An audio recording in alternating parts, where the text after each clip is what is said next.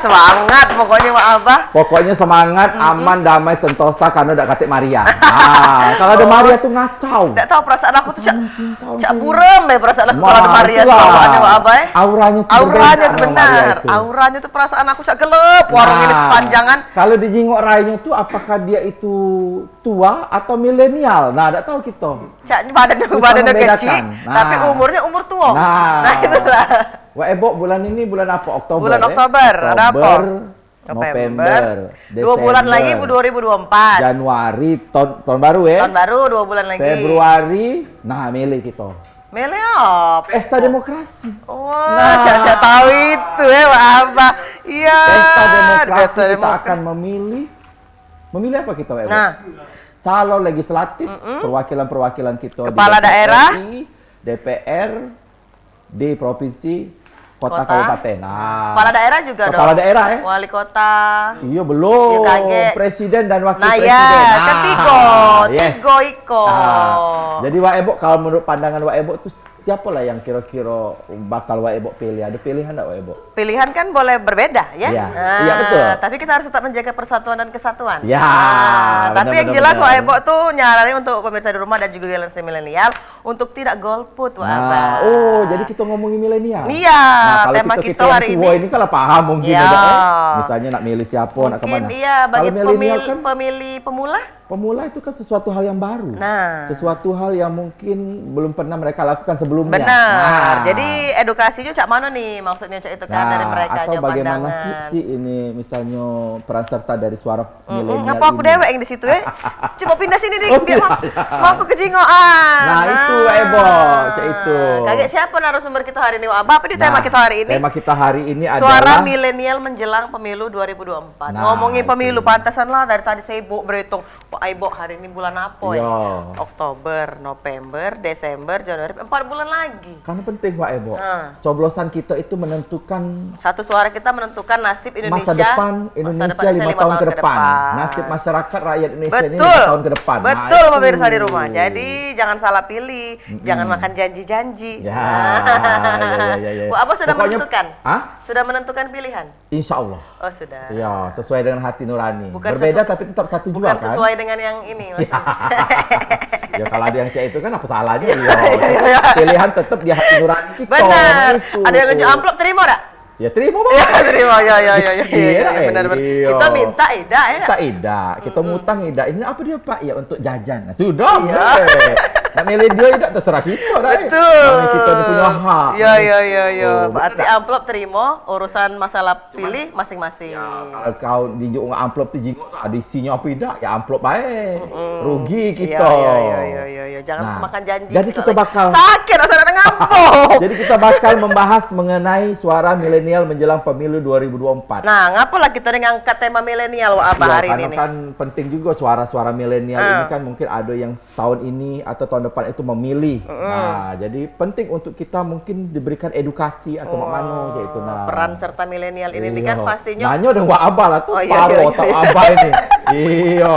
Nanya tuh udah ngomong pinter yang pahamnya nih. Iya, benar. Aduh kayak gitu datang. Nah, kawan abah. Narasumber kita. Ini kawan Maria. Kawan Maria. Minjat. Oh iya. Galak mulu juga kawan dengan Maria. Sehat ya Allah. Puji dicinta ulang putih. Iya. Silakan duduk. Jadi Pak Abah, inilah kawan Maria. Iya, ala kecantik adik ini beda dengan Maria. Ada apa Dek di pipinya Dek? Itu CCTV. Iya, jangan diganggu kan itu CCTV. Iya. Belum sempat dia ngomong kalau dia sendirian. Beliau ini kan lagi dalam pengawasan orang tuanya. Iya. Jadi kita kenalan dulu. Kenalan dulu. Nah, jadi kami nak kenal kah atau Bapak berkenalan dewek? Atau perkenalan dewek becaknya biar lebih abdal di sini Pak kamera. Hari-hari nama aku Haikal. Oh, Haikal. Ngajar di FISIP Unsri sama di Universitas Terbuka. Jadi hari-hari aktif sebagai dosen lah ya. Dosen apa Pak? Dosen ilmu politik. Ya urusan-urusan pemerintahan lah ya kan. Aduh berat ini. Jadi kami sapanya Pak Haikal. Pak Haikal. Pak Haikal, oke. Masih muda, dosen. Pinter. Bu Abah? Mantulah. Nah, kalau yang ini? Aku nama Felda Gebri Tarigan lengkapnya. Biasa dipanggilin Elda di luar. Elda. Ini sebagai mahasiswa ilmu komunikasi Unsri sekarang. Oke. Semester berapa? Ada Elda ya tadi? Semester? Elda. Oh, baru semester 1. Oh, baru semester 1. Berarti masuk tahun kemarin, Mbak Tet mana? Tahun ini. Belum lewat tahun ini. Dalam dari tahun kemarin. Berarti baru semester 1. Baru semester 1. Jadi mengambil ilmu komunikasi. FISIP Unsrik. Ngapo ngambil komunikasi itu, tidak ngambil yang lain? Nah, kalau bahas ngapo tuh sebenarnya Banyak ingat nggak kalau Iya. memang Dek, kameranya dek. komunikasi Nah, iya. Unsri itu kan paling bukan paling diminati sih, tapi memang peminatnya tuh lumayan banyak untuk komunikasi sendiri, dan aku juga punya minat dan bakat untuk berkecimpung di dunia komunikasi itu sendiri. Oke, suaranya kecil. Oke, memang berarti memang Iya, minat dan bakat. tapi memang komunikasi, memang ilmu komunikasi itu penting untuk kehidupan kita, Pak dosen. Betul, ya. betul. Karena kadang komunikasi yang lancar itu membuahkan sesuatu yang luar biasa, Cik. Ini dari Elda. Kita tanya ke Pak dosennya dong. Nah. Pak dosen Apa yang kenapa ditanya sih? ini? Apa yang ditanya? Dari awal nih kita pengen ngapa sih tertarik ke bidang yang Bapak geluti sekarang? Oh, ini Awalnya. agak prinsipal ya. Oh, Silakan, Pak. Jadi memang kan hari ini kan banyak pilkada, banyak pileg. Tapi kan ilmu politik kita nggak banyak. Kalau di Sumsel kan baru ada UIN. Ada UIGM pun pemerintah kalau nggak salah. Nah, Unsri pun baru mulai. Nah, ini kita baru mau ngerintis. FISIP itu baru mau mulai bangun prodi ilmu politik. Jadi kita melihat politik dalam perspektif keilmuan. Jadi bukan dalam perspektif diskusi yang biasa gitu. Jadi ada ilmu-ilmu yang mungkin akan membahas secara lebih khusus dunia politik. Oke, tapi tertarik awalnya dulu secara pribadi personal, Pak Haikal nih ngapa sih Pak? Apa ya? Memang kalau istilah kata Thomas Hobbes itu ya, ilmuwan lah icak-icaknya dah. Iya. Thomas Hobbes itu mengatakan politik itu mengerikan. Nah, karena saking mengerikannya dia mengatur seluruh hidup manusia. Jadi karena mengerikannya kita pelajari apa dia ngerikan ini kan. Jadi kira macam itu. supaya kita tidak ikut arus barangkali ya, dan tahu ilmunya ya. Harusnya ya, iya. Berarti pada saat kuliah pun di Unsri, Pak? Unsri S1 Sosiologi, S2 di Jakarta. S1 itu sosiologi. S1 Sosiologi, S2-nya politik. Berarti pada saat di Unsri itu Belum ada. Belum ada politik. Belum ada politik. Baru Belum ada. berarti sekarang ini. Iya. Kalau menurut Pak dosen, cak mana lah politik kita saat ini, Pak? Panas, adem, atau berasap? Malah tidak Kalau- menentu sepertinya. Kalau kita lihat dinamikanya sekarang, ya kan, itu kita belum bisa lihat. Ini kan masih baru ya gimmick-gimmick, ya kan, anget-anget biasa lah ya kan. iya. Nanti akan kuat nanti pada saat November. Oh, November. November itu jadwal apa ya? Kampanye. 23 atau 26 saya lupa itu di akhir November itu akan ada masa kampanye. Nah, di situ mesin-mesin akan mulai bergerak itu. Mulai panas, polarisasi, isu cebong kampret macam-macam Ya, itu. ya, ya. Itu bakal lagi itu Radunya ya. Iya. Ya. Ini belum. Ini baru ya orang baru anget-angetan baru kenalan ya kan. Mulai lah Pak. Iya. Angetnya, benar. Nah, kalau Elda Elda. kan Berarti termasuk pemilih milenial. pemula nih. Iya. Pada saat tahun depan baru pertama kali nyoblos. Pertama kali nyoblos. Oke. Gimana nih pandangan Elda tentang politik sekarang kalau di Jingok-Jingok? Sebenarnya sebagai orang yang baru pertama kali memilih ya, pasti awam nih di mataku, kayak ini kenapa kayak gini, bener-bener hal baru yang dulunya cuman ngurusin pelajaran sekolah, ngurusin main, nongkrong, tapi sekarang udah punya kewajiban sebagai warga negara untuk memilih. Kalau untuk aku sendiri sih memandang pilkada pada tahun ini, tahun depan aku banyak-banyak belajar aja sih tentang karakterisasi yang cocok untuk aku sendiri, dan menurut aku Layak untuk dipilih mungkin. terkait yang calon-calon yang unggul itu yang seperti apa berdasarkan karakter dan ya promosi mereka lah seperti apa kayak gitu. Untuk saat ini belum menjatuhkan pilihan kepada siapa gitu. Kepo deh, wah apa deh. Ya kan siapa tahu milenial kan melek. Wah, apa juga milenial wah. apa? Tidak lagi. Tahun berapa lahir? Padahal kalau masih 50 Pak. milenial tuh biasanya lebih melek daripada kita-kita yang Iya, lebih usia ini kritis loh, ya. lebih kritis, mereka bisa membedakan. Itu. Benar, apakah seperti itu Elda kira-kira? Sebenarnya kalau dari pandangan politik kayak dibilang Bapak Haikal tadi kan sekarang ini masih anget-angetnya nih, masih istilahnya cari perhatian gitu. Jadi kita masih harus hati-hati dalam menentukan pilihan, apalagi generasi milenial dan Gen Z itu sekarang lagi mendominasi penduduk Indonesia. Jadi pilihan dari Gen Z ini tuh berpengaruh sekali untuk periode ke depan dalam jabatan presiden kayak gitu. Iya. Kalau dengan Pak dosen nih, Siap. menilai seperti apa sih, bagaimana menilai peran pemilih milenial di dalam pemilu ini, Pak? Iya, kalau Seperti kita apa? lihat milenial ini kan, jadi kita diskusi dikit ya. Jadi istilah milenial itu muncul ya kira-kira 2016-2017, 2 tahun 3 tahun sebelum Pilpres 2019. Ya. Jadi 2 tahun 3 tahun 2019 itu mulai banyak itu isu-isu soal milenial. Semua kandidat itu gaya-gaya milenial ya kan. Nah itu porsinya 30-40%. Nah hari ini ada tambahan namanya Gen Z. Gen Z ini mereka yang lahir dari tahun 96 sampai 2012. Nah 2012 ini itu kuotanya ada tambahan. Gen Z dan milenial ini rata-rata umurnya 17 sampai dengan 36 tahun kurang lebih atau 37 tahun. Itu porsinya 52 sampai 55%. Jadi kalau bicara soal milenial, ini bukan bicara soal masa depan, tapi mereka ini pemilik hari ini. Mereka jadi presiden ke depan, siapa pemimpinnya ya tergantung mereka ini. Iya. 50%. Jadi sangat besar proporsinya dalam pemilih hari ini. Oke, itu dia partisipasinya. Ya, Wah, jadi mereka tuh 50% pemilih mereka hari nih. ini. Nah, itu dia. itu. Jadi memang sebagian besar ya, Pak ya. Iya, sebagian besar. Pemilih pilihan itu ada di tangan milenial dan juga Gen Z. Wah, Abang. Nah, iklan dulu kita. Iklan dulu, Oke, Ki. kita lanjutin kaget. Siap. Ada segmen 2, 3 dan 4. Setelah ini pemirsa jangan kemana-mana, tetap bersama kami di Warung Pak Ebo.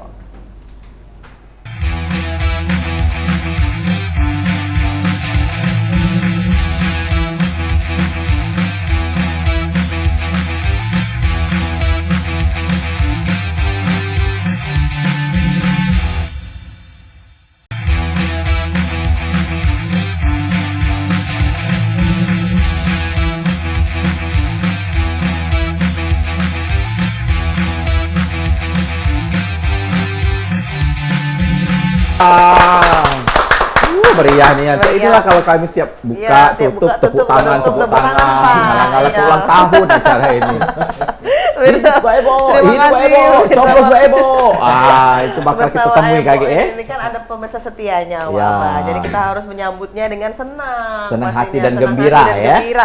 Nah, pemirsa, balik lagi kita di Warung Ebo di segmen kedua. Kita buka telepon interaktif ya kalau memang pemirsa di rumah pengen nanya sesuai dengan tema kita hari ini. Ada suara milenial menjelang pemilu pada tahun 2024 mendatang. Di 0711 380022. Kita sambung lagi nih. Tadi kita sudah banyak dikit ya, Wak. baru dikit nih kita bahas tadi soal baru dikit tentang pemilu dan milenial. juga pemilu milenial. Jangan agak ketawa sih, jadi kayak dia gogo. Nah, kalau untuk Elda. ini pertanyaannya yang ini. Aku nak ketawa. Bagaimana? Wah, buat diam dulu ya Allah. Itulah kalau misalnya ini. Nah, kita tanya dengan Elda. Nah, ini hilang lagi aku. Nah, apakah menurut Elda bahwa pemilu itu adalah cara yang efektif untuk membawa perubahan positif dalam masyarakat? Wow, berat Ya. ya, berat pertanyaan untuk Elda. Iya. Menurut pandangan milenial. Ya. Nah, apakah pemilu itu tuh efektif untuk misalnya kita memilih presiden, wakil presiden, ataupun Benar-benar. anggota-anggota dewan yang pilihan kita itu bisa merubah masa depan? Benar. Kalau menurut aku sendiri dari sudut pandang mahasiswa ya dan sudut pandang warga negara juga, menurut aku pemilu ini sangat berpengaruh untuk perubahan yang positif. Karena balik lagi ke awal, pemilu ini kan ditujukan untuk memilih pemimpin baru dan orang-orang yang akan mewakili masyarakat di kedepannya. Jadi kalau misalnya dibilang berpengaruh atau enggak, sangat berpengaruh. Karena ini adalah sesuatu perubahan ini adalah sesuatu yang dimulai dari mereka dan untuk kita kayak gitu. Jadi Nanti akan balik ada. lagi, ya kita sangat berperan penting dalam perubahan melalui pemilu ini kayak gitu. Mungkin Mulai sekarang milenial ini harus belajar cerdas, iya. Benar. menilai dan menelaah pemimpin-pemimpin yang akan Nah, memimpin kalau Indonesia dari ini. Elda sendiri menilai itu dari mana sih kira-kira belajar tentang politik untuk sekarang-sekarang ini? Atau dari hanya dari sosmed atau juga memang khusus mempelajari tentang kepemimpinan yang ada sekarang? Kalau dibilang secara khusus sih enggak ya, tapi di waktu-waktu luang itu sebenarnya kita juga perlu untuk mempelajari, menelaah sebenarnya sistematik yang sedang berjalan itu seperti apa dan yang akan berjalan itu seperti apa. Kalau untuk pembelajaran politik sendiri, Elda juga punya mata kuliah ilmu politik di kampus. Pak Hekal juga dosennya kemarin itu. Dan untuk mempelajari pemilu ke depannya sih, mostly kebanyakan dari sosial media. Oke, memang sekarang sosmed yang masih di ini ya, masih Benar. digandrungi sama masyarakat, dan juga kita nih biasanya juga informasinya dari sosmed itu lawak apa? Iya pasti, Iya. Mbak Ina kan dari TikTok. Sianida. Sudah Nah, lewat. dari mana tahunya?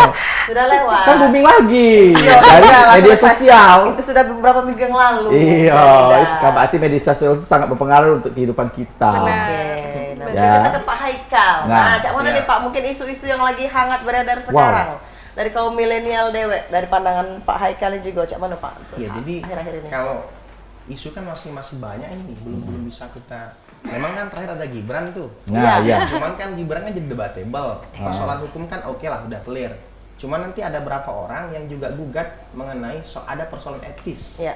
Ngapu etis? Karena pada saat ini Pak Presiden Jokowi masih menjabat sebagai presiden aktif sampai dengan Oktober. Sementara anaknya nak maju. Posisi beliau masih sebagai presiden. Ini kan jadi debatable. Jadi secara demokrasi boleh-boleh baik, tapi persoalan moral, ada persoalan etis di situ Iya. yang kurang pas. Itu baik sebetulnya. Terlepas kita suka nggak suka ya. Tetapi itu yang dilihat orang hari ini. Ini telepon Pak Ebo. Ini telepon Ebo atau telepon Oke, kantor? telepon kita angkat. Oke. Ya, silakan, Lah berubah Ebo. ya suara teleponnya. Halo, Pak Ebo. Dengan siapa di mana? Ya. Silahkan. Ya, silakan Adit. Jadi bertanya, bagaimana kami generasi Z itu buat memilih atau melihat cara sosok pemimpin yang benar atau yang baik nih bagi kami itu. Gimana cara kami untuk melihatnya, atau dari sifat, atau mungkin dari caranya berbicara, ataupun dari caranya menyampaikan sesuatu terhadap kami, Pak, gitu. Terima kasih. Oke. Pertanyaan yang bagus ini. dia. Ini akan saya Sebagai tanyakan pemilih- tadi sebenarnya. Sebagai Tapi lupa. pemilih pemula mungkin ya Pak ya, bagaimana Ya, caranya nah. untuk seperti yang ditanyakan Jadi Adit kita tadi. bicara soal data ya. Ya. Data terakhir CSIS, lembaga think tank dibuat pada masa Orde Baru, itu menemukan sebuah hasil 2022 kemarin bahwa ada beberapa isu yang hari ini digandrungi oleh anak muda. Yang pertama misalnya isu mengenai soal kepemimpinan itu harus membawa perubahan. Itu sekitar 30%. Ada 20% yang menilai bahwa pemimpin itu harus mampu menghadapi krisis. Yang ketiga soal inovasi. Nah, khusus untuk Gen Z dan milenial, isu-isu yang lagi gandrung bagi mereka itu yang penting ya bagi anak milenial itu pertama soal kesejahteraan. Yang kedua soal lapangan pekerjaan. Yang ketiga baru soal korupsi. Jadi anak muda ini kan istilahnya tuh baru mulai melek. Lahir itu kalau Gen Z khususnya lahir itu lah kenal dengan TikTok, lah kenal dengan YouTube. Ini makanya istilah lain Gen Z itu kan adalah generasi internet. Nah mereka itu belajar dari situ. Nah cak mano caronyo, memang kalau kita lihat anak muda ini iman politiknya berubah-ubah. Dia baru menentukan nanti last minute lah. Misal 1 bulan terakhir. Jadi kita lihat record yang pertama kalau melihat dengan pemimpin tadi ya. Yang kedua bicara soal apakah ini nih bisa menjawab kebutuhan anak muda hari ini. Nah yang ketiga jangan anak muda juga Gen Z dan milenial tidak bisa selesai dengan gimmick-gimmick baik ya kan, gimmick-gimmick dengan jargon-jargon tidak cukup. Mereka butuh pemimpin yang punya kedekatan. Jadi kalau anak muda mungkin tanya sama yang milenial, mereka senang kalau ada pemimpin yang turun bisa diajak selfie ya kan. Yang muda umurnya. Tidak juga muda umurnya tapi pembawaannya hangat gitu ya. Yang bisa menarik hati milenial. Jadi usia itu bukan. Jadi kalau bicara soal pemimpin muda, kita juga ada data. Kalau pemimpin muda di level cawapres itu ada namanya Agus Harimurti Yudhoyono, ketum Demokrat. Nah ketum Demokrat ini, kalau bicara anak muda seharusnya dia masuk ke 3 besar di level cawapres. Di 5 besar pun nggak masuk. Artinya bukan soal usia muda, soal pembawaan. Jadi anak muda itu menilai lebih ke soal psikologis. Itu baik sebenarnya sih untuk anak muda. Jadi dia kedekatan. Kemudian lagi kedekatan secara personal, track record, dan kedua dia mampu tidak menawarkan perubahan. Wow, in touch to personality dari milenial sendiri. Yang paling penting track record dia aja Pak ya. Perjalanan karirnya cak mano, tersandung kasus saat tidak, ngeri korupsi tidak. Apa tersandung? Itu bahasa kitanya itu. Iya. Nah kalau Elda, kalau misalnya ada nggak kriteria pemimpin terkhusus menjadi impian dari kaum milenial ini seperti apa pandangan menurut Elda sendiri seperti apa? Kalau untuk menjadi pemimpin, sebenarnya kriteria untuk calonnya itu variatif sebenarnya. Jadi semua capres kita sekarang ini itu punya kelebihan dan kekurangannya masing-masing. Tergantung daripada milenial itu sendiri, kira-kira seperti yang kata Pak Haikal tadi, mana sih yang bisa menjawab pertanyaan dan kebutuhan dari generasi milenial itu sendiri, calon yang mana seperti itu. Tapi kalau aku pribadi, aku cuman butuh pemerintah yang track recordnya atau pengalamannya itu lumayan banyak dan memang diakui oleh masyarakat gitu. Jadi nggak cuman dia ngomong-ngomong saya akan seperti ini, saya akan seperti ini, nggak, tapi benar-benar track record dia ada, datanya ada dan valid gitu. Jadi itu juga menurut aku menjadi jaminan agar dia dapat bisa menjadi pemimpin yang baik seperti dia sebelumnya kayak gitu. Berarti menentukan prestasi, adakah dia pernah prestasi ya pokoknya Wak Aba ya. Track record. Tapi kan perjalanannya. Perjalanan paling tidak memang sudah terbukti. Nah, bukan cuma janji-janji cuma tapi janji. terbukti mewujudkan kesejahteraan masyarakat, apalagi memenuhi kebutuhan kaum muda saat ini ya Pak ya. Karena memang tantangan ke depan itu kaum muda ini lebih menantang lagi untuk pemerintah kita ini. Seperti kebutuhan dia itu kan tidak Karena seperti kebutuhan zaman dulu kan, internetnya, kuotanya dan lain sebagainya. Iya. Dari pandangan internet baik Wak Aba ya. Kita juga kita juga buka pembersa pengen nelpon lagi, tidak apa-apa Cak, ke Adit tadi yang ada di Prabumuli ya. Jauh loh Wak Aba. Dari mana? Dari Prabumuli. Dari Prabumuli. Iya. Ya, pastinya. Jadi Pal TV sudah go Sumsel nih karena Pak Cak dapat nelpon ke sini di 0711 380022. Nah, lanjut lagi Wak Aba, kita nanya ke Pak Haikal. Nah, Cak mana sih Pak, mungkin pemilu ini apakah dari Pak Haikal Dewe adalah cara yang benar-benar efektif kira-kira untuk memang menentukan kepemimpinan pada saat, bukan dari milenial ya, dari pandangan Pak Haikal sendiri bagaimana? Iya, memang begini, kalau kita secara jujur ya, dimanapun sejarah negara-negara manapun kita kan sudah tracknya demokrasi. Jadi salah satu ciri demokrasi itu adalah adanya pemilihan umum. Nah, pemilihan umum itu adalah kalau bahasa agak ilmiah dikit ya. Kalau bahasa John Locke itu salah satu ilmuwan politik mengatakan ada kontrak sosial per 5 tahun kalau kita sekarang. Nah, 5 tahun itu kontrak sosial kita sama pemimpin. Kita tidak setuju sama siapa diganti 5 tahun lagi. Supaya apa? Supaya ada ruang di mana ada ketidakpuasan kita pada pemimpin itu bisa diwujudkan pada 5 tahun selanjutnya. Begitu. Jadi ruang-ruang kesejahteraan itu bisa lebih mungkin terjamin apabila sang pemimpin baik atau tidak itu per 5 tahun nanti akan diuji oleh suara terbanyak. Begitu. Oke, tapi mungkin untuk cara mengukur efektif atau tidak dari 5 tahun itu tuh gimana Pak cara kerja? Iya, kan ada lembaga survei, ada tingkat kepuasan publik begitu kan.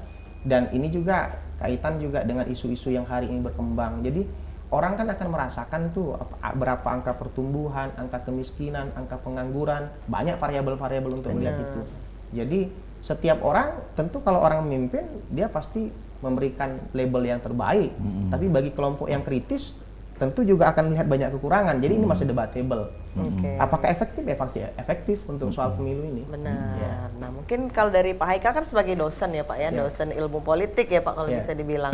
Kalau untuk mengedukasi para mahasiswanya untuk tetap memilih dan juga berpartisipasi. Jangan golput. Nah, itu bagaimana Pak peran dari Pak dosen sendiri? Kalau bicara soal golput, ada survei terakhir mengatakan 80-90% anak-anak muda kita ini, Gen Z dan milenial ini gandrung terhadap internet. Dan mereka itu mengikuti perkembangan. Hasilnya 80-90% juga mereka ini akan ikut serta soal pemilu 2024. Tidak usah takut soal ini. Soal apa? Golput. Soal golput nggak mungkin. Ini soal kemana baik. Nak kemana dia warna merah, biru, hijau, kuning. Itu tidak tahu gitu. Soal amplop tidak tahu gitu. Itu soal lain. Yang jelas mereka akan milih.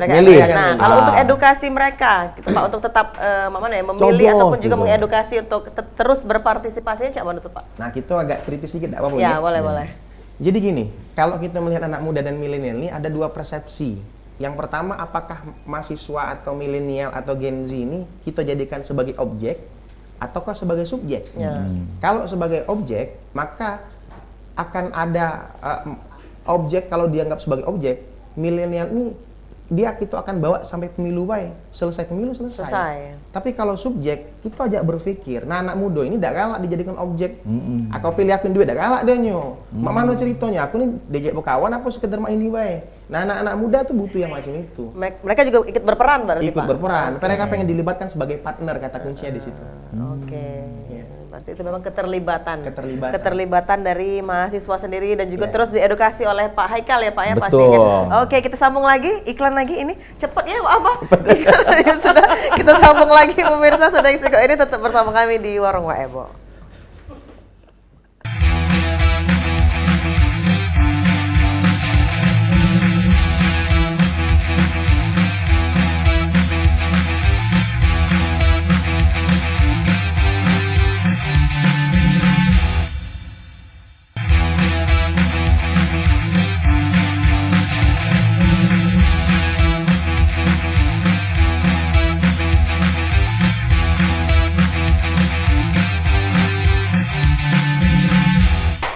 Tepuk tangan lagi. Meriah kan? Wah, Abang.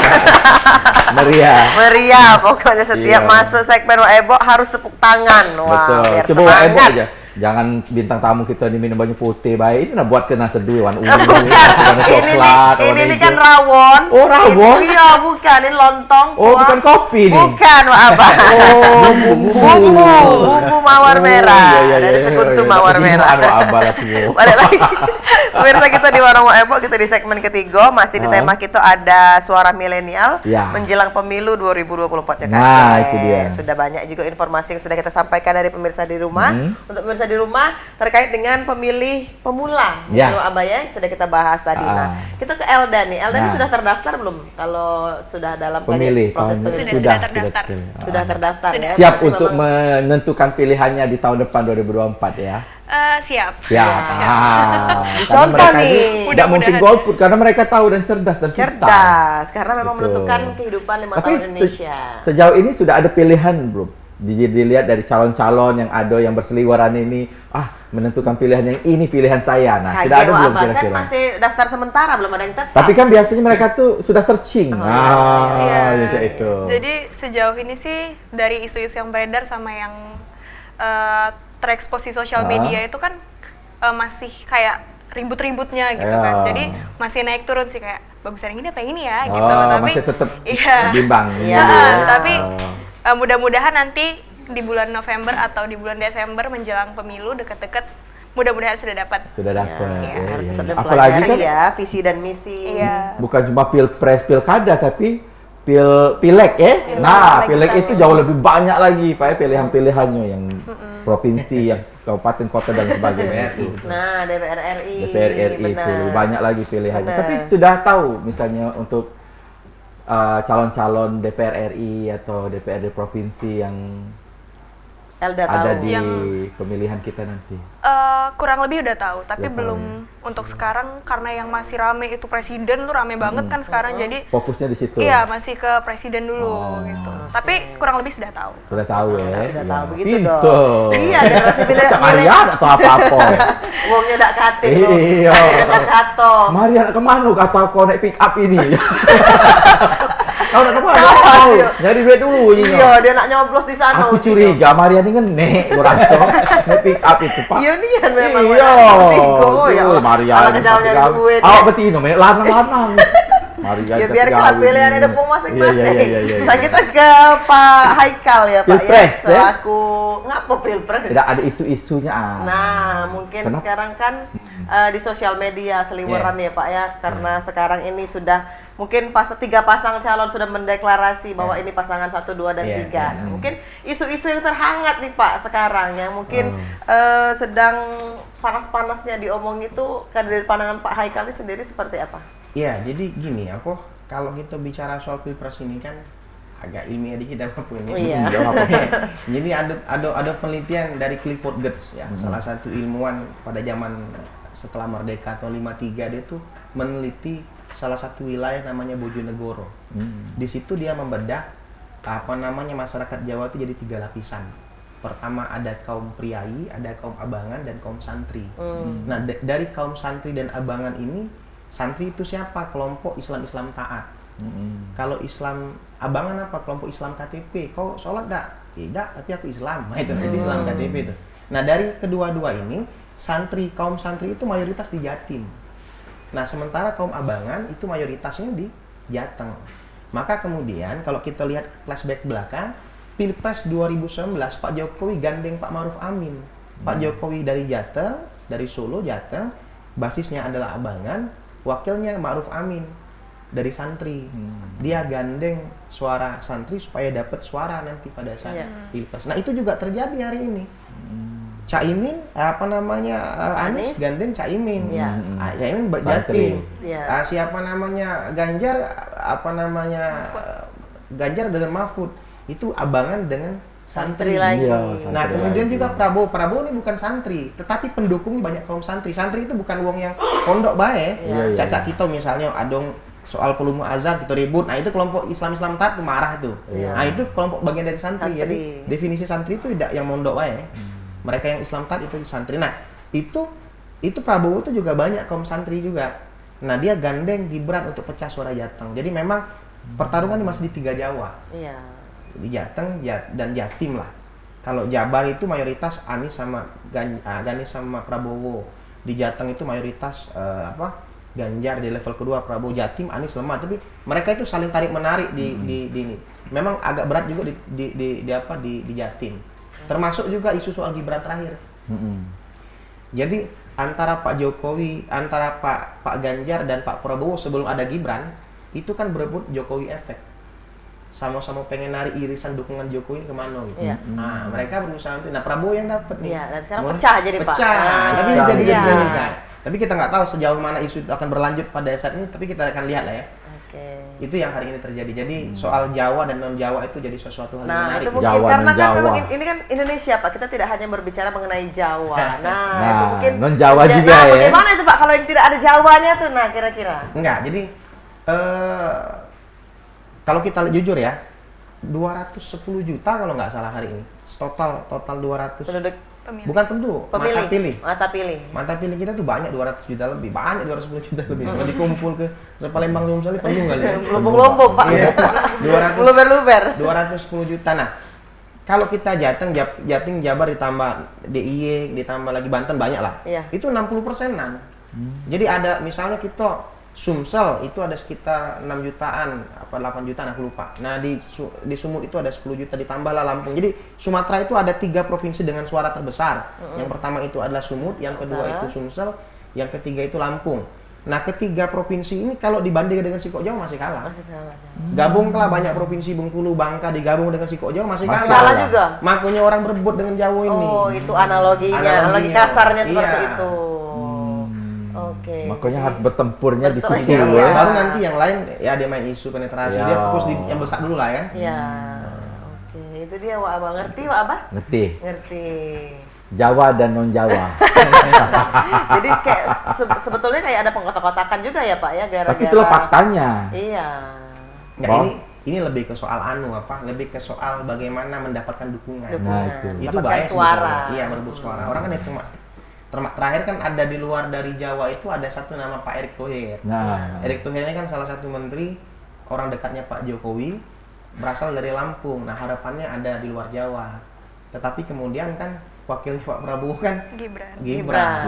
Ya ini pertarungan Jawa sama Jawa. Tapi nggak apa-apa lah. Cuman kan kalau di level menteri kan banyak orang Sumsel. Dari NU pun juga pecah ya Pak ya? NU pasti pecah. Pecah. Ini jadi 2 suara ya Pak? Iya, bisa ada yang sebagian ke Mahfud, ada Pak Caimin. Iya. Tergantung nanti konsolidasi ulamanya itu kan. Kalau Jatim itu istilahnya itu ada tradisi sami'na wa atokna. Aku dengar, aku taat. Jadi apa kata kiai inje, apa kata kiai inje. Jadi semuanya tuh gelondongan suara itu apa kata kiai. Nah, itu yang suasana di Jatim itu tidak berlaku di Sumsel. Tidak berlaku. Dan itu menariknya seperti itu dinamika politiknya. Tampaknya ini pemilihan 2024 ini lebih berliku-liku lagi kayaknya daripada pemilihan kemarin Pak. Lebih panas lagi kayaknya. Kita juga pengen minta pandangan dari Pak Haikal, mungkin cerminan ya. Kita berkaca dari pemilu 2019 ini seperti apa Pak kalau untuk tahun 2024 sekarang? Apa nih soal konfliknya? Ya, konfliknya, serunya, suhu panasnya. Suhu panasnya Pak, semuanya Pak tolong jabarkan di forum ini. Jadi kalau bicara soal apa? Berkaca soal dari 2019 ya. 2019 kan kencang tuh karena 2 calon. Iya. Jadi memang kalau kita tariknya agak serius karena ini kan TV swasta bukan TV pemerintah. Iya, iya, iya. Aman, Agak aman. Mana melok kami Pak. jadi itu kan dari pilkada DKI itu Ah. isu apa isu fanatikme, isu polarisasi Islam dan non Islam, Ya. siapa yang anti bineka, siapa Ya. yang Pancasila, Ada itu cebong banyak itu lah, apalah, cebong, Pak, kampret kampret. macam-macam ya kan. Ah. Nah, hal itu kemudian ditarik sampai Pilpres 2017 pilkada DKI. Anies menang lawan Ahok, kemudian melompat ke 2019 itu bagi barisan pendukung Anies ini mayoritas mendukung Prabowo. Nah, kemudian melawan Jokowi. Ada isu anti-Islam, ada isu macam-macam. Nah, Pak Jokowi udah agak ketakutan juga, maka dia tarik Ma'ruf Amin untuk menunjukkan bahwa aku udah anti-Islam. Iya. Yang wakil aku ini kiai. Nah, kira-kira macam itu. Nah, bagaimana dengan 2019? 2019 ini nggak sampai dengan apa hiruk pikuk kayak 2019 nggak akan terjadi. Nggak akan Karena 3 calon. Benar. Semuanya ada wakil, ada Pak Mahfud mewakili, ada. Jadi lebih cair lah. Iya, benar. Panas tapi nggak akan sampai bentrok 2019 nggak akan sampai lah ya. Tidak seperti 2019 ya Enggak. Pak ya. Lebih landai lah ini. Lebih Lebih landai. Lebih sepoi-sepoi lah ini. Angin kali sepoi-sepoi. Iya. Iya, Ica itu be aku bisa sepoi. Iya. Tadi kan kita Iya. berbicara mengenai sosial media ya. Nah, ini. Yang sudah mungkin dari Elda pun masih mempelajari dari sosial media, apa-apa isu-isu juga dari sosial media. Nah, mungkin dari Elda sendiri mungkin memanfaatkan sosial media tuh dan teman-teman ya tentang politik itu seperti apa sih sekarang kira-kira? Nah, jadi karena aku sendiri itu adalah mahasiswa, akses atau sarana kami untuk terjun langsung memperhatikan sistematik politik itu kan terbatas tuh. Kayak kami kan nggak mungkin langsung datang ke kantor DPR terus nanyain, Pak ini gimana kan nggak mungkin. Jadi yang aku lakukan sekarang dan mungkin juga teman-temanku lakukan sekarang adalah memproses pembelajaran kami mengenai politik itu melalui sosial media. Karena percaya atau nggak percaya, terima atau nggak terima, sosial media itu perannya sangat krusial di kehidupan terutama generasi muda sekarang ini, karena memang kita mendapatkan semuanya dari situ. Apa yang kita cari ada di sosial media. Jadi teman-teman juga aku minta buat bisa bijak dalam menggunakan sosial media, jangan terpengaruh dengan orang-orang yang memang sifatnya provokatif gitu, kayak oh dia ini kayak gini, dan itu juga nanti tuh bakal rame tuh di menjelang pilpres kan, kayak menjelek-jelekan capres yang lain, menjelek-jelekan capres yang lain, iya, head speech benar, bullying sifatnya. Jadi tetap berprinsip sama apa yang kita pegang dan apa yang kita butuhkan di kedepannya melalui sosial media itu. Itu kalau Twitter tuh begitu ngomongnya iya, ya. sesuai dia masuk Iya. jurusan ilmu komunikasi. Wah, Ya. iya. Segala informasi itu jangan ditelan mentah-mentah. Benar, ya. harus bijak dalam Teliti bersosial dulu. media. Iya, Benar. seperti yang mau lewat ini kita harus Kita teliti juga. dulu. Jadi pemirsa kami akan lewat lagi. Sedang yang satu ini di segmen terakhir tetap bersama kami di Warung Waebo.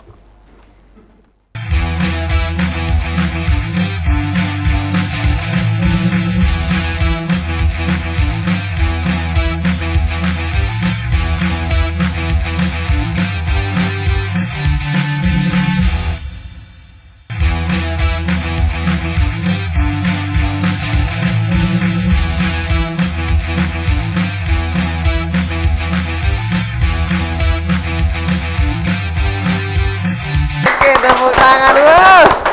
Pokoknya Gas.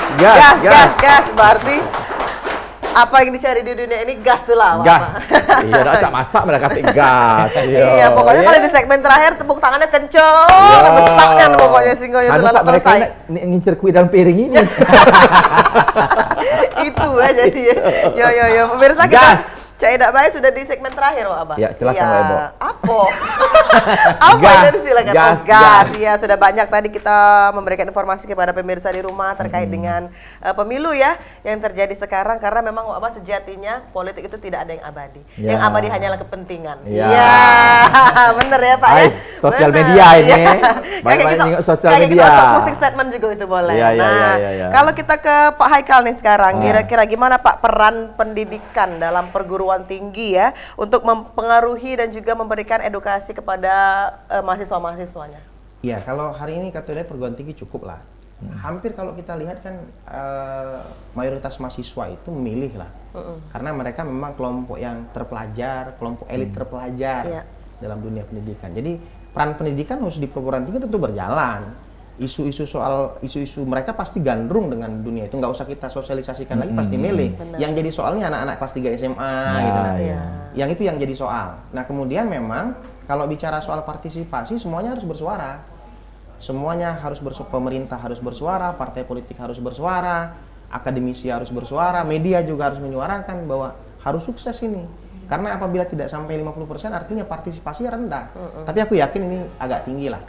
Pemilu, kita optimis lah pemilu tahun ini 2024 insya Allah angka partisipasinya tinggi. Oke, apalagi memang dari edukasi dari para akademisi juga ya, ada badan eksekutif mahasiswanya pun juga pasti akan terus menyuarakan ya Pak ya tentang masalah pemilihan nanti itu. Kalau dari Elda masuk BEM enggak, Dek? Untuk sekarang atau belum. organisasi-organisasi Karena yang ada di kampus? Sudah menjadi calon anggota HMJ, Himpunan gitu, Mahasiswa Jurusan. jurusan. Karena kalau untuk masuk BEM itu dia minimal semester 3. Oh, semester 3. Oh, Tapi kalau tertarik semester enggak kira-kira? Masih 50-50 sih. Mengingat kayak sibuk nih kan BEM itu kagak enggak teimbangi kuliahnya. Oh, siapa? Tidak juga. Karena BEM itu kan organisasi, kan? Iya, Jadi harus iya. seimbang antara kuliah dengan organisasi, Benar. kan? Nah, tapi ada lah ya terpikir terlintas. Pernah. Tapi kayaknya cocok deh ya Elda nih ya masuk Iya, ke cocok BEM lah. ya. Tapi Mela Putri Indonesia dulu lah. Karena jawabannya kan seperti Putri Iya, iya. Indonesia, kan? Terima kasih atas pertanyaan. Terima kasih Saya atas akan pertanyaan. menjawab dengan Nah. bahasa Amin, amin. Benar tak, Pak Ebo? Amin. Benar, karena Iya. memang ilmu kan tidak dapat harus dari akademik baik Pak ya, Benar. akademik pun juga Benar. melalui putri-putrian tadi. Melalui pengalaman-pengalaman mereka tuh harus terjun langsung Benar. ke masyarakat supaya tahu bahwa ilmu yang mereka dapatkan itu terpraktekkan di situ. Itu, Ebo. Mak itu Wak Abah. Nah itu Ebo. Pertanyaan berikutnya Wak Ebo. Jawabannya cek itunya. Iya. Apa nyari ya? Nyari dulu. Lama ya Wak Abah ini nyari ya. Tadi kan kita bilang sudah ke sosial media. Nah kalau untuk dari internal sendiri, dari keluarga sendiri, dari Eldanya, Iya. bagaimana itu? Sebenarnya keluarga aku sendiri tuh bukan tipe orang yang fanatik terhadap politik.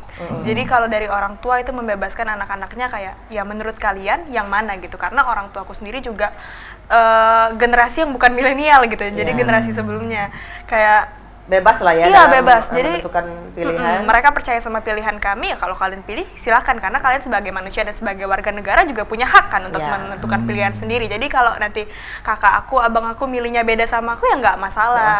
Jangan tercolek dari kakak. Iya. Beda pilihannya anak Paro, ya kan biasa dari Paro, rumah. betul. Kayak nyale. Iya. Benar, benar. Oh, ya nyale. Kalau nyale kan harus milih kakak. Kebetulan nggak nyale. Nggak nyale. Kan nggak kau nak milih siapa? Iya, jadi dari pihak internal Elda pun juga membebaskan dalam, lah siapa pilihannya. siapa pilihan. Pilihan boleh berbeda, Wak Abah. Iya. Cuman yang ngejuk amplop terima baik. Iya. Njuk 1.000 ambe, njuk 50 ambe. Ya kau milih, iya. Terserah sesuai hati kita. nurani. Itu dia. Rezeki. Benar. Mungkin juga kita ke Pak Haikal tentang isu Black Campaign, mungkin ada money politik ya Pak ya pasti yang Iya, akan banyak itu, akan terjadi. Nah, Nah. kira-kira apakah itu juga akan mempengaruhi dari milenial akan apa ya? Berubah. Gonjang-ganjing lah hati mereka kira-kira seperti itu. Iya, ini kan kita nggak tahu karena memang mayoritas hampir setiap pileg itu 80% orang jadi itu karena finansial. Iya. Karena money politik. Money politik. Iya kan? Iya. Kemudian money politik ini menjadi ukuran lah. Nah, apakah mereka memilih karena itu? Tidak juga. Jadi ini agak menarik nih kalau bicara soal pileg dengan pilpres. Kalau pilpres itu satu TPS itu diperebutkan oleh 2 kandidat atau 3 kandidat, 3 capres Ganjar, Prabowo, Samin. Tapi kalau pileg satu partai itu bisa 5-6 orang. Jadi satu TPS itu diperebutkan bisa ratusan orang. Partai Demokrat 10, Partai PDIP ada 7, partai-partai lain banyak ini ratusan nih. Jadi satu TPS ada ratusan orang. Makanya kadang-kadang di pileg itu lebih seru. Wong datang ngejuk amplop Wabah, Trimo, agak datang lagi Trimo, yang lain sesuai itu. Jadi memang money pun tidak bisa kita hindarkan. Cuman yang pasti rasionalitas ya. Nah kedua kita ada Bawaslu. Kalau kita pengen jujur ya tidak usah pakai money politik. Karena Bawaslu sekarang sudah bekerja, money politik itu kan bagian daripada kecurangan. Nah, ini yang harus dicegah. Benar, itu biarlah dari tim Bawaslu yang akan bekerja Iya, ya Pak, betul, seperti betul, itu. betul. Oke, Itu. kita sudah di penghujung acara Wak Abah. Makanya nggak serang heo mak ini. Ya, nggak Kapan apa-apa. dia- kalau dia bergoyang duit. Iya, Nah. kita minta Sarang yuk. himbauan nih dari Elda dan juga Pak Haikal terkait dengan tema kita hari ini ataupun juga closing statement ya, harapan Ya, lah silakan, ke depan. silakan. Mungkin Silakan, dari Elda. Elda terlebih dahulu boleh. Terima kasih. Jadi kalau dari Elda sendiri sih closing statementnya buat teman-teman yang merupakan pemilih pemula itu jangan, kalau sekarang tuh Kak ada bahasanya FOMO. FOMO Fear tuh of missing out ya. iya benar, Ya. melo-melo bae. Jangan cak itu. Kita harus menentukan apa yang kita butuhkan ke depannya gitu. Berdasarkan prinsip kita sendiri, berdasarkan kebutuhan kita sendiri, kita harus berprinsip tadi. Jadi jangan FOMO, jangan di sosmed yang rame tuh yang ini gitu. Aku milih yang ini Jangan deh. melo-meloan. Jangan, iya, karena itu kewajiban kita juga untuk memilih pemimpin negara dan orang-orang yang terlibat dalam politik itu sesuai dengan kriteria yang kita inginkan kayak gitu. Oke, Itu luar aja biasa ya. Tepuk tangan dulu dong untuk Elda. Luar biasa loh mahasiswa dari Pak Haikal. Seperti Silakan Pak dosen nomor 2. Bukan, silakan paslon Gimana nomor 2. opininya? Ya. Silakan Pak. Jadi gini, dalam teori demokrasi itu ada namanya Larry Diamond yang mengatakan bahwa syarat demokrasi yang hebat itu perlu ada civil society atau kelompok kritis yang kuat. Oke. Nah, yang jadi masalah hari ini kelompok kritis kita lemah. Mayoritas masyarakat kita itu adalah masyarakat emosional, bukan masyarakat intelektual. Ketika A kuat, dia ke A, ketika yang B kuat, dia ke B. Nah, hari ini kita harus geser dari masyarakat emosional ke masyarakat intelektual. Nah, bicara soal generasi muda hari ini, dia 52%. Jadi bicara soal generasi muda bukan lagi bicara soal objek, tapi subjek. Dia adalah pemilik perubahan. Jadi bicara soal subjek artinya kita bicara soal isu-isu perbaikan, isu-isu perubahan. Tanpa kelompok kritis, tanpa kita menjadi manusia yang betul-betul mengerti track record ke depan, ini nggak akan jadi apa-apa. Jangan sampai pemilu presiden, pemilu pileg, pilkada 2024 itu hanya selesai di kotak suara, tapi ke depan ini harus jadi betul-betul syarat untuk menyaring tokoh-tokoh untuk ke depan Indonesia lebih baik. Aku pikir itu. Wow, luar biasa. Sebagai seorang dosen Wak Abah ya. Baca talkshow Najwa Shihab lagi. Semoga kakek diundang nian Pak. Iya. Iya. Kalau rezekinya kan Wak Abah kita tidak tahu. Cak itu. Sarang heo. Iya.